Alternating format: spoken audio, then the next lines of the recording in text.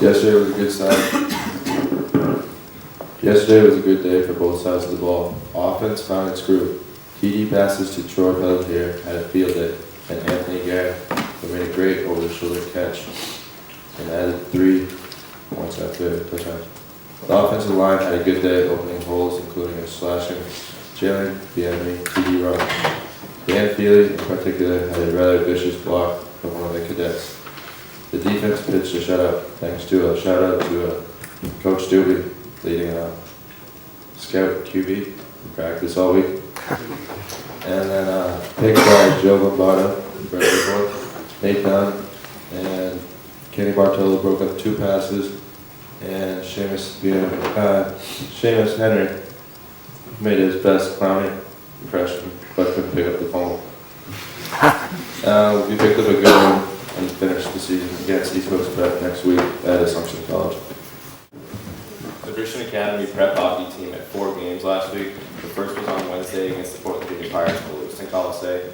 We came out strong in all 3 periods with good passing and solid body checks. Unfortunately, we came up short, losing 3-0. Our next 3 games took place at the Warrior Classic and Maple Mass. Our first game was against PEAC Hockey from Ontario. They came out with speed and physicality. We pushed back every chance we had. Due to the large amount of penalties and miscommunication, we lost in the end 7-1, with a goal scored by Connor Zamora, assisted by Corey Hirsch. Our next game was against the Valley Junior Warriors. We showed up ready to play, dominating the ice, solid passing and big hits by everyone. Allowed to have possession most of the game, but sometimes luck would bounce our way, and the game ended with a 2-0 loss. Our last game of the tournament was against the New Jersey Rockets. Some quality rushes by VA offense and defense were made throughout the game. We lost 8-1 with a goal scored by Charlie Long. Our next game is against UNH Club. Thanks, and have On Wednesday, the junior hockey team traveled to Lewiston, Maine for a 5:30 showdown with the Portland Junior Pirates. The Wolverines gave it their best effort for 60 minutes, but came up short 4-2 with goals from Brendan Duff and Andrew Irving. Before sunrise on Friday, we headed to Haverhill, Massachusetts for the Warrior Classic Showcase and played 3 games.